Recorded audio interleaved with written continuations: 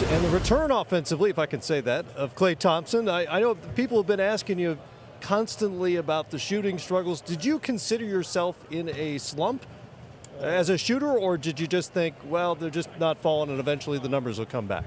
They'd come back. I always believe in that. And when you're winning, it's easy to avoid a slump, you know? So I wasn't complaining, and just got to stick with it. And for me, I've been in this league too long.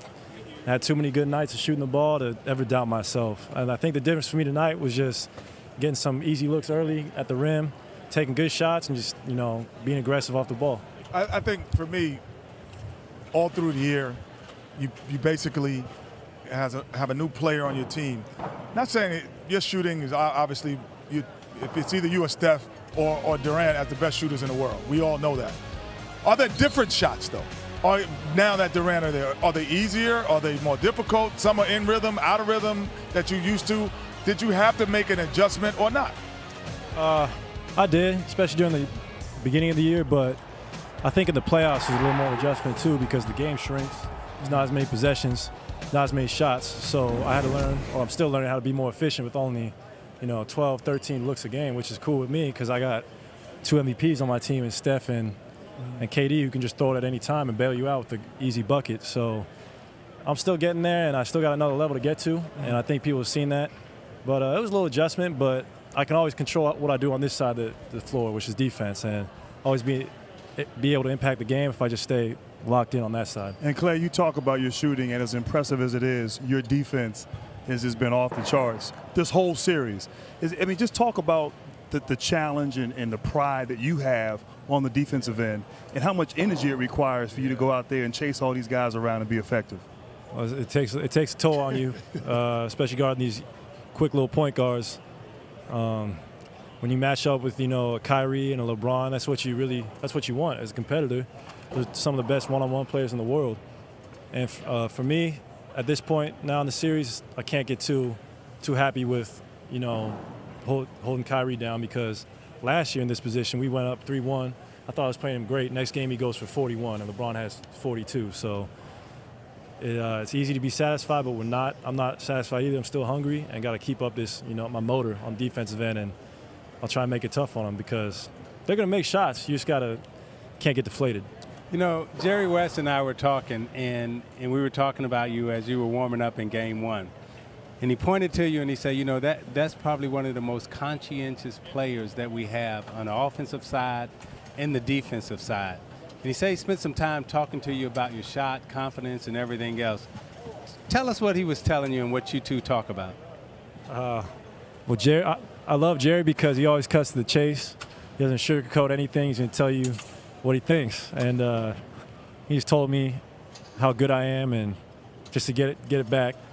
And same with, I saw Rick Barry too in the beginning of the night tonight. Yeah. And he's the same way. It's something about those old school dudes. And he told me, hey, just get a couple easy looks, get to the free throw line, no one can stop you. And to hear those two have that kind of confidence in you, it helped me a lot.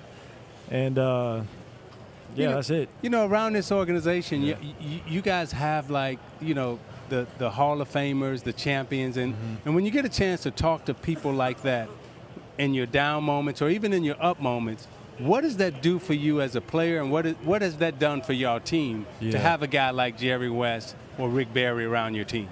Yeah, well, when those guys talk, you listen because they've seen more basketball combined than I've been alive. And Jerry's been so successful as a player, coach, and a front office guy.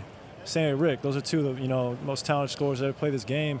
And even seeing guys like Clifford Ray and the great Nate Thurman used to be there all the time. Yeah. And Al Attles. So when they come back, and hopefully we can have that type of impact in 30, 40 years when we're older and come back and tell the young guys the business. So. Y'all having it now in a whole generation. Y'all got everybody shooting from the hash mark. That's true, yeah. I know, the game's changing. But, it does so much to have those guys around. They know what success tastes like. They've been there, they've done it, they won championships. And it's just something about their calm demeanor that brings us down to earth and lets us know it's going to be all right. After everything he's been through the last few weeks and really almost 2 years now, what did it mean to you guys to have Steve Kerr back on the bench? Oh, it was huge. Just him being out there gave us a lift, gave the whole arena a lift. He deserved the ovation for what Steve's going through. He doesn't have to be out here. He's fighting. He's in pain. But he's such a, he's got such great will. Just since he's been playing, he's so competitive. That's what people don't realize. He might be quiet, but he's fiery. And can't discredit what Mike Brown did. He stepped in and did a phenomenal job. But it's good to have Steve back. A question, because we see you scored 61 points in about 11 dribbles at one time. So when I watch a Kyrie, I watch great scorers like LeBron and Steph and KD, there's a certain rhythm that they have. Yeah. With you, what's important for your rhythm to be a great scorer without taking so many dribbles? Yeah. It's all my balance and footwork. I can watch the film. I can see when my feet are off, my balance. That's when I'm missing shots. That's what I did game one. I wasn't in rhythm. I was rushing shots. And tonight I just thought, I'm going to space the floor. I'm going to get good looks if I just, catch it, don't think about it, and shoot it. So for me, it's all my footwork, how I set up my shot, and my balance. If I'm on balance, most of the time I give it a great chance to go in. Klay, who's that one guy on your team that we wouldn't think of, right, or we wouldn't know anything about, where in your dark moments, right, this is the guy that kind of, says, hey, man, it's going to be all right. And we would think like it would be a Curry or Durant, but it's probably not. Who's that one guy on the team? It's a few of them, actually. It's Matt Barnes has been great to me. I mean, he's seen so much hoops in his 15 years. He's been around the whole league, journeyman, fighter. And he always tells me, it doesn't matter if your shot goes in. That's just a bonus. The way you're playing defense is helping us win every night. Yeah. And same with, a guy like Zaza who can make light of every situation. And the whole coaching staff. Zaza's a jokester? Zaza is a jokester. Yeah. You caught me with that one. Yeah, you were right, Isaiah. I would have never thought that one. Yeah.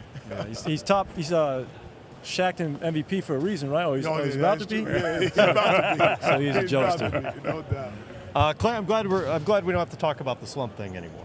Well, it's not over yet. I got another level to get to. So there you go. There it is. So I'm excited to get to Cleveland, though. It's going to be a whole new challenge. Can't get caught up with these 2 wins. Got to go take care of business there. Well, it was good to see the Klay Thompson we're used to seeing, and I'm sure the folks around here would agree as well. Yeah, they were probably happy. Yeah, congrats on the win. We'll see you in Cleveland. All right, thanks, fellas. All right, Klay Thompson. Good luck. Good luck. Good job, brother.